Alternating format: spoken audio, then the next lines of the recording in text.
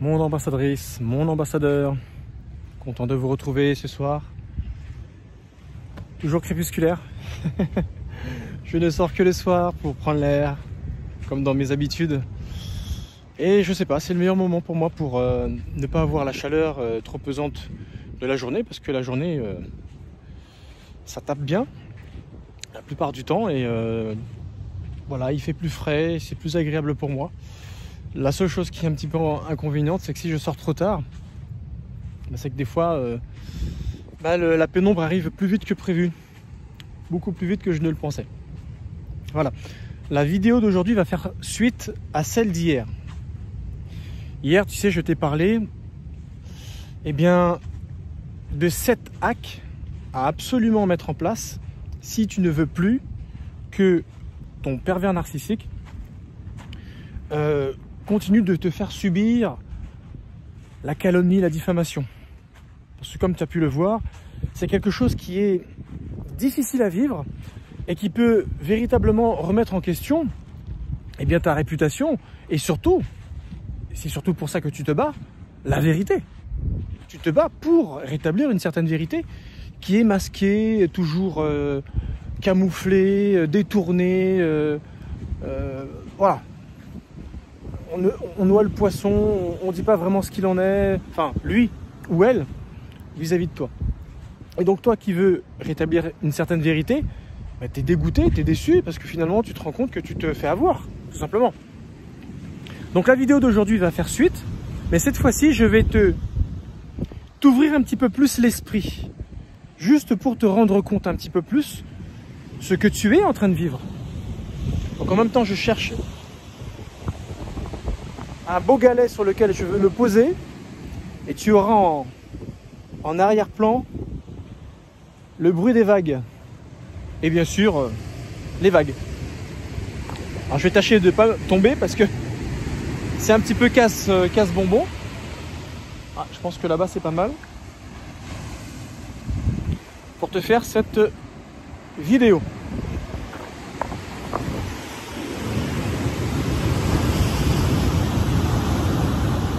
Sympa, hein? Je viens souvent ici, hein, c'est pas la première fois que je t'emmène. Donc voilà, je voudrais véritablement t'ouvrir l'esprit pour te rendre compte à quel point les conséquences désastreuses que ton pervers narcissique peut générer chez toi au travers de toutes ces calomnies. Comment, en réalité, ça se traduit dans ta réalité de vie. Comme je t'ai dit, la vidéo précédente, elle te donnait la solution.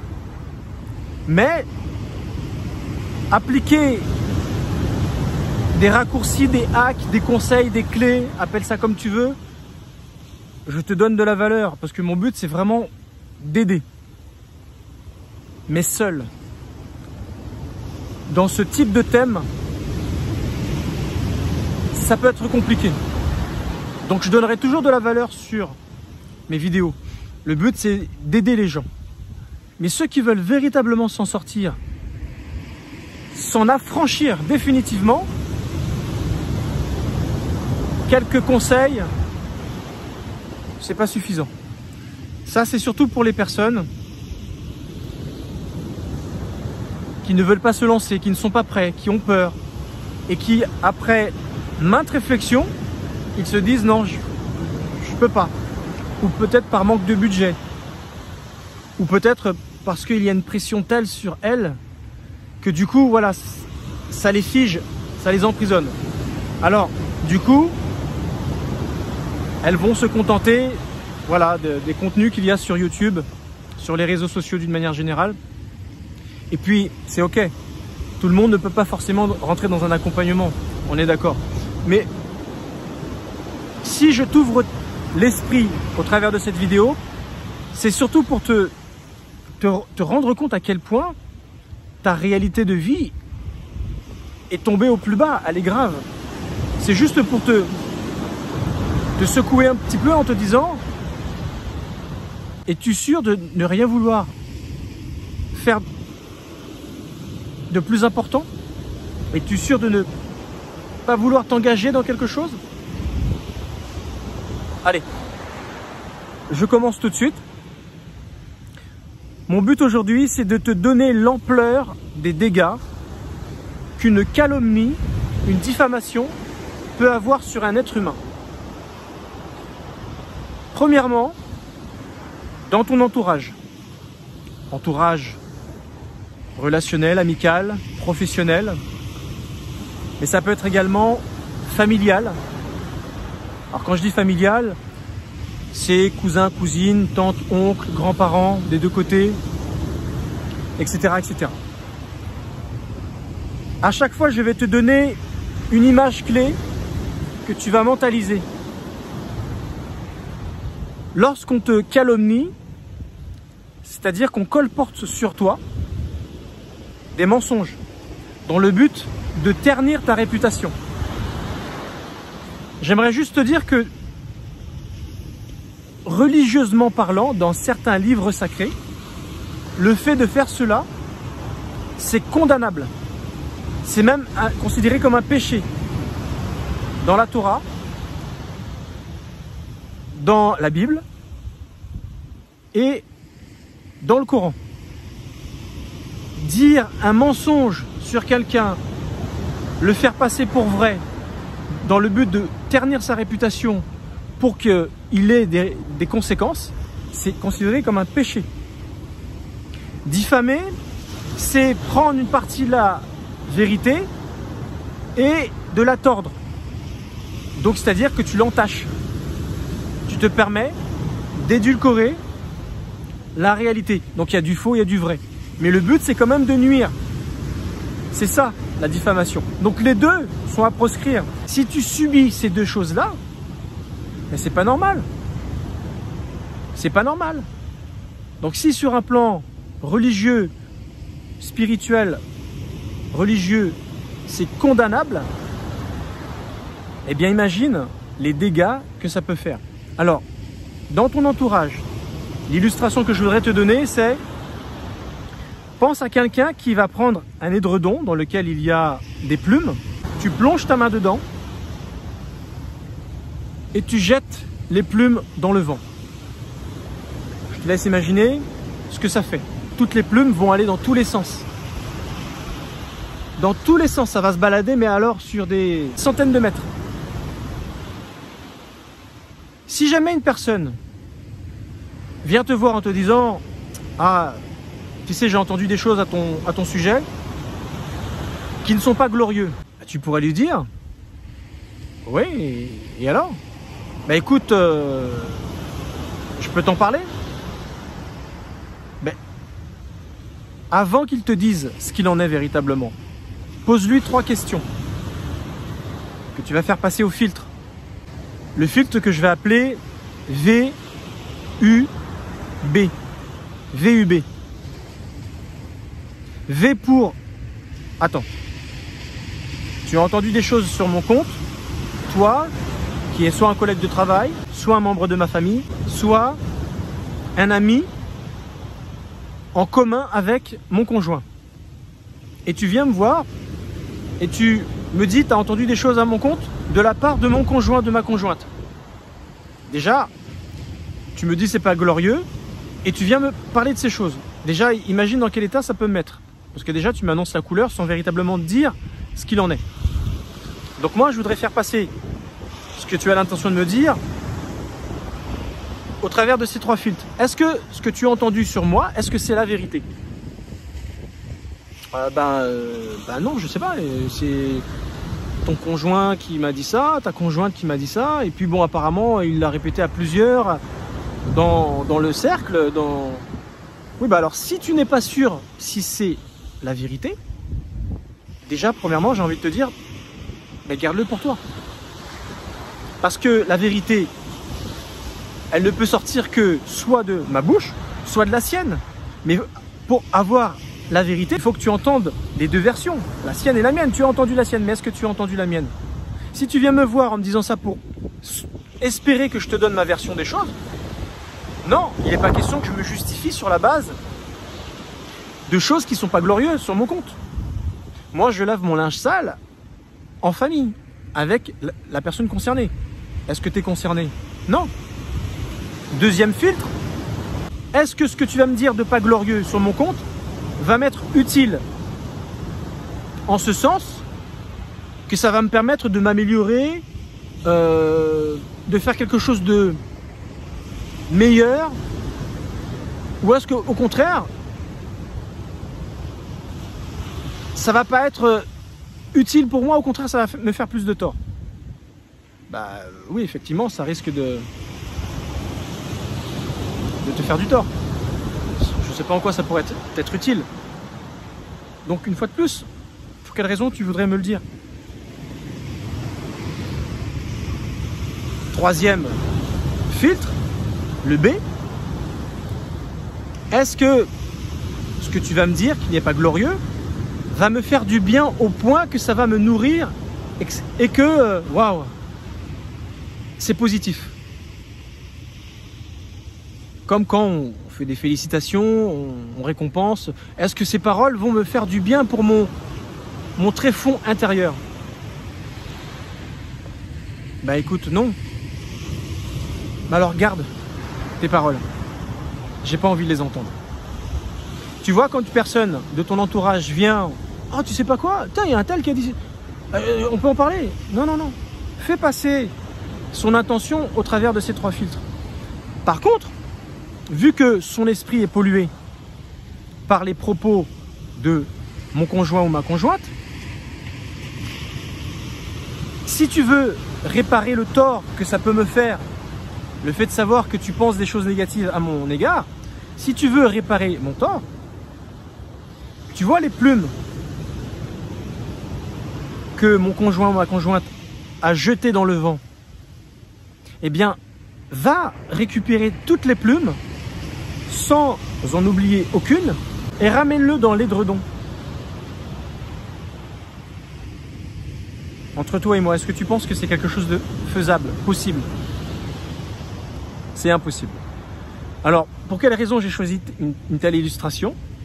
C'est parce qu'en réalité, lorsque on calomnie une personne, nos paroles pourries, c'est comme, je dis pourri parce qu'une calomnie c'est un mensonge. Donc c'est quelque chose qui est faux à la base. Ces paroles pourries, c'est comme des plumes dans le vent. Ça va tellement aller loin sur des centaines de mètres que c'est impossible de récupérer toutes les plumes. C'est tellement petit, ça peut aller dans des interstices, se cacher. Tu ne peux pas récupérer. Ce qui veut dire qu'une fois que c'est venu polluer l'esprit d'une personne, c'est impossible de déloger cette pollution de la tête d'une personne. Les années peuvent passer et les gens te verront toujours avec cette idée reçue d'une autre personne. C'est incroyable ce qu'une calomnie est capable de faire. Et à ce compte-là, on peut comprendre pour quelle raison. Eh bien, c'est répréhensible, c'est condamnable par certaines religions. Parce que tu détruis la réputation d'une personne sur le compte de choses fallacieuses, complètement fausses.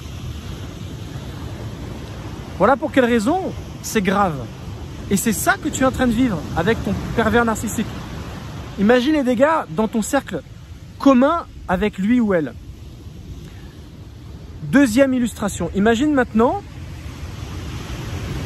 que c'est tes parents, tes propres parents. Donc là, je vais te donner une illustration qui a un rapport avec le déracinement amazonien. Pourquoi déracinement amazonien? Parce que les tribus d'Amazonie, ceux qui vivent dans la forêt équatoriale, ce sont des groupuscules. Ils vivent en autarcie totale. Leur maison, c'est la jungle. Et la pire chose que tu peux faire à un des membres de ces différentes tribus, lorsqu'ils ont dérogé à une règle, lorsqu'ils ont commis un acte qui est inacceptable, c'est pas de le tuer, c'est pas de le punir. Voilà, tu vas faire ça comme tâche humiliante, ou tu vas... Non, c'est de le chasser de la tribu. Et quand tu fais cela, en fait, tu le condamnes à mort. Parce que le chasser, c'est-à-dire qu'ils vont l'empêcher de continuer à vivre avec la communauté. Parce que leur force, c'est de vivre les uns avec les autres. S'il y en a un qui est chassé, alors pire si c'est une femme, elle est vouée à vivre seule dans la jungle, avec tous les dangers que ça requiert. Les animaux dangereux, les insectes dangereux. Tu peux pas chasser, dormir, faire un feu de camp, faire un bivouac à toi tout seul. Les animaux sauvages vont vite se rendre compte que tu n'es pas en groupe. Et donc ça ne va pas les faire fuir. Au contraire, tu vas devenir un gibier. Et c'est en cela que ça va être dangereux. Et entre tribus séparées, bah, tu deviens un opposant, un concurrent, pour lequel tu risques d'être tué. Parce que entre tribus, il n'y a pas forcément une entente. Chacun sa tribu. Alors si je te donne cette illustration, c'est pour te faire comprendre que les paroles de ton pervers narcissique, qui connaissent tes parents, qui peut très bien avoir nourri une relation de qualité, où la belle-mère s'entend bien avec le beau-fils, où la belle-fille s'entend bien avec le beau-papa, et depuis des années ils s'entendent bien, c'est devenu le deuxième papa, la deuxième fille, le deuxième fils, la deuxième maman, comme ça arrive assez souvent. Quand il va commencer à y avoir du gaz un petit peu dans ton couple, un petit peu du plomb dans l'aile, tu connais tes parents, tu racontes pas forcément tout, et il faut pas raconter toute ta vie à tes parents, ça ne les regarde pas. Tu laves ton linge sale avec ton conjoint, ta conjointe.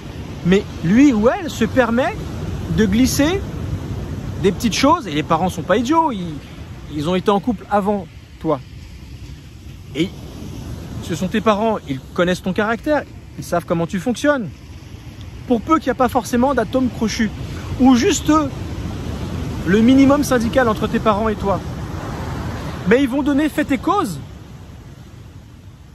à ton mari ou à ta femme, parce qu'ils l'apprécient.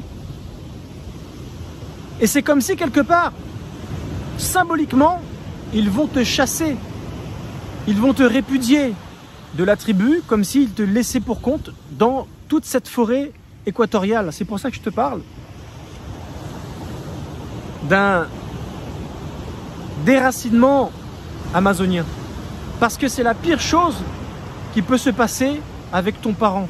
C'est qu'il ne t'accorde plus la confiance, il ne t'accorde plus la défense. Tu sais, comme souvent on défend son enfant coûte que coûte, alors que même des fois il est fautif.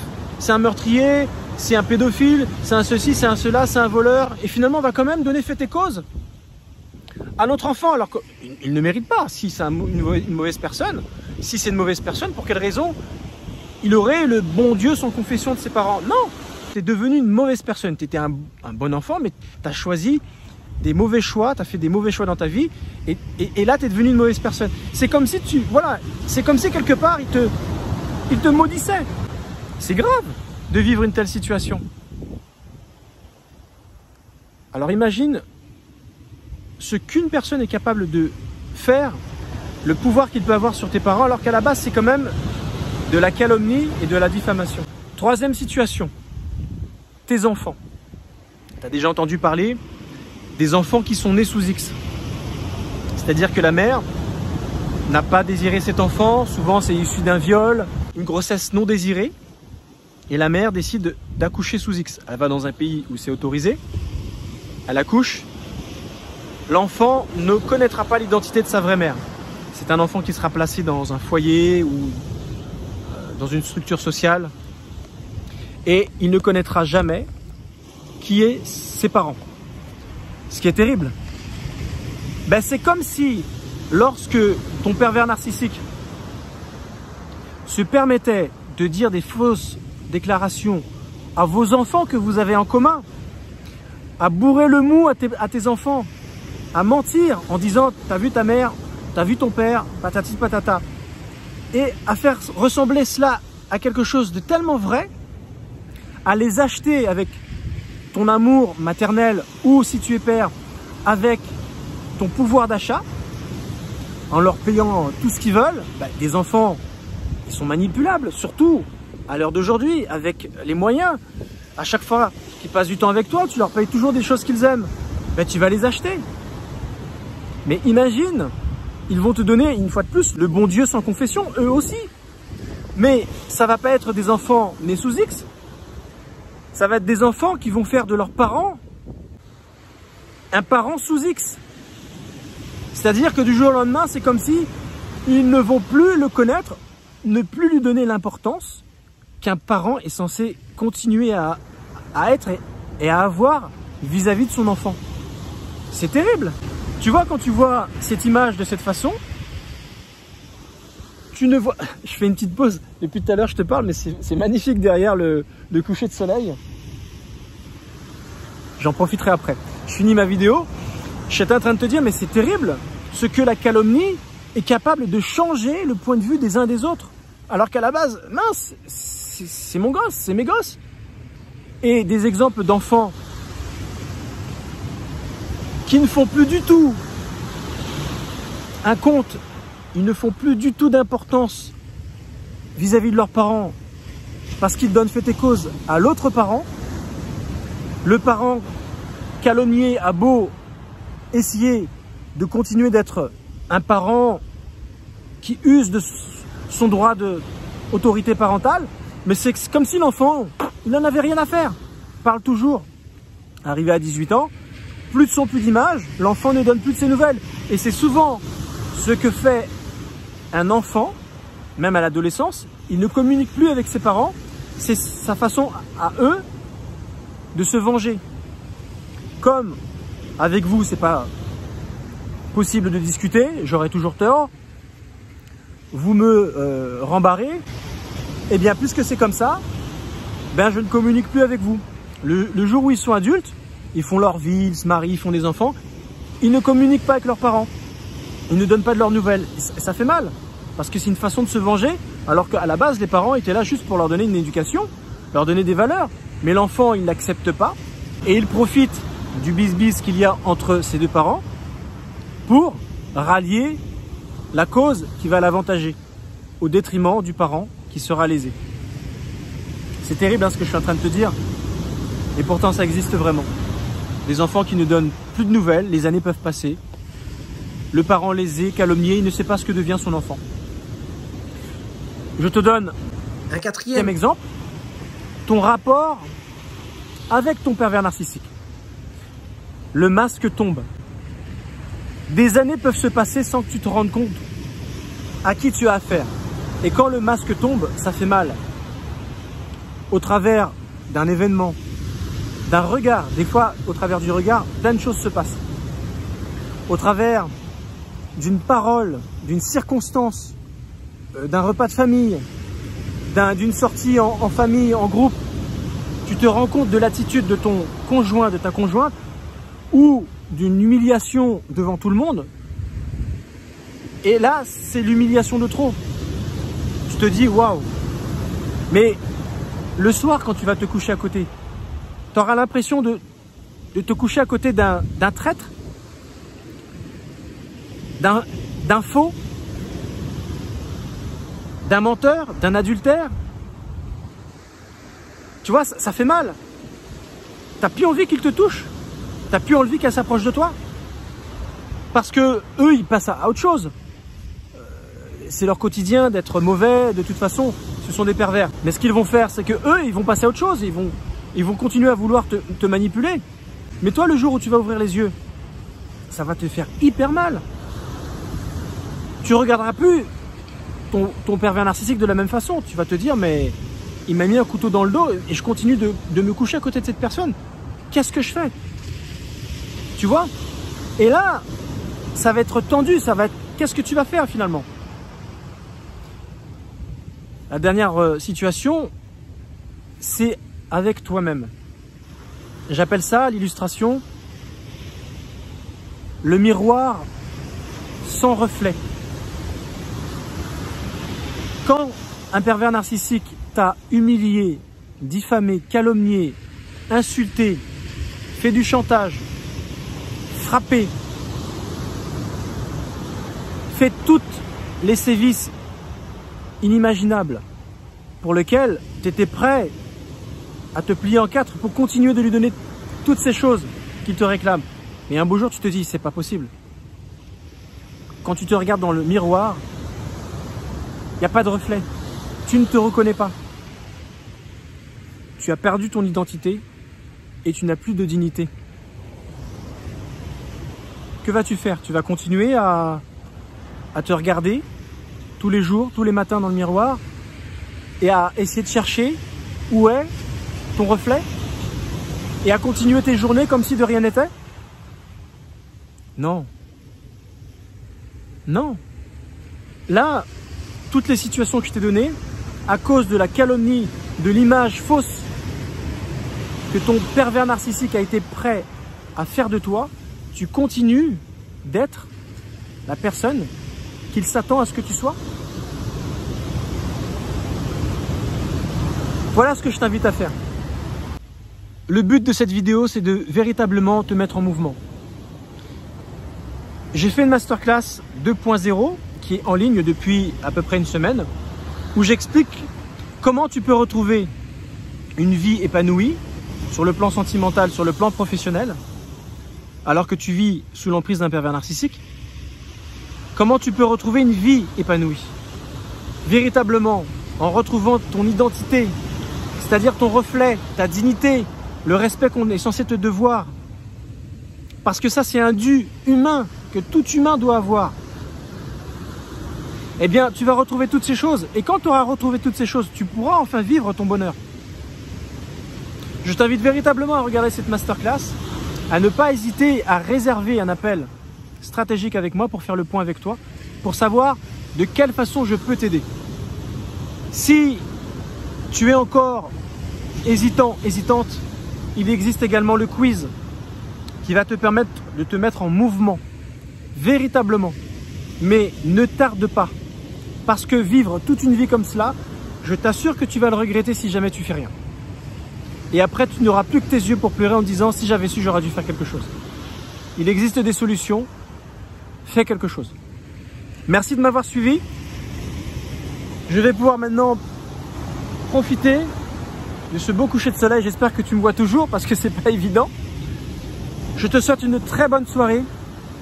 Laisse-moi en commentaire quelle est, sur toutes ces situations que je t'ai décrites, quelle est l'illustration qui te fait plus mal? Quelle est l'illustration qui te fait le plus mal? Je te dis à très bientôt. Ciao pour une prochaine vidéo.